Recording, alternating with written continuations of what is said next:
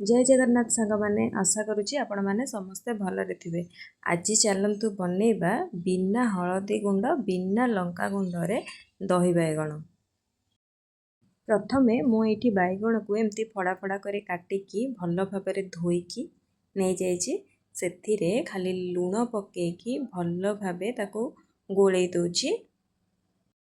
देखंतु मुझे बैगण को भलसे गोलेकी रखीदे। तापरे गैस रे गोटे कड़ाई गरम करी से किछि तेल गरम करी नहीं तापरे बैगण गुड़ी को भल से गोटे ब्राउन कलर हवा जाए छाणी नहीं। बैगण गुड़ी को भल से एपट सेपट करिकी भल से भाजी नहीं। एठी देखंतु बैगण गुड़िक धीरे धीरे ब्राउन कलर हे आसिलानी।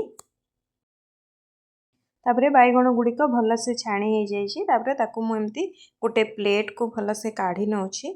तापरे से आउ जहाँ बाकी थिला बैगण गुड़िक से तेल रे मध्य भल भाव ब्राउन कलर हवा जाए ताको भाजी नौछि। बैगण गुड़ी को एठी भल से डीप फ्राए न कले बैगण गुड़िक आग को कंचा लगी थाए। सेथिपाई दही बैगण प्रस्तुत कला टाइम रे आपण माने बैगण गुड़ी को भल से डीप फ्राए करिवे।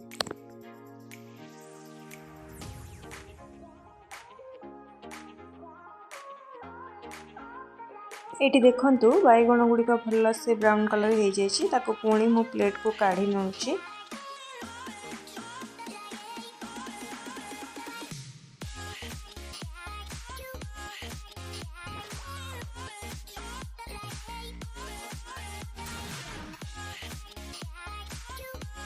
तापरे गोटे थाली रे एमती भजिया बैगण गुड़ी को एमती रखी देइछि।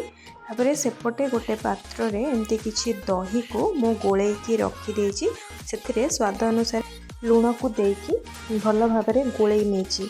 तापरे सेथिरे फ्राए करी रखिथिबा बैगण गुड़ी को भल से डीप भाव गुड़ेकी रखी दउछि।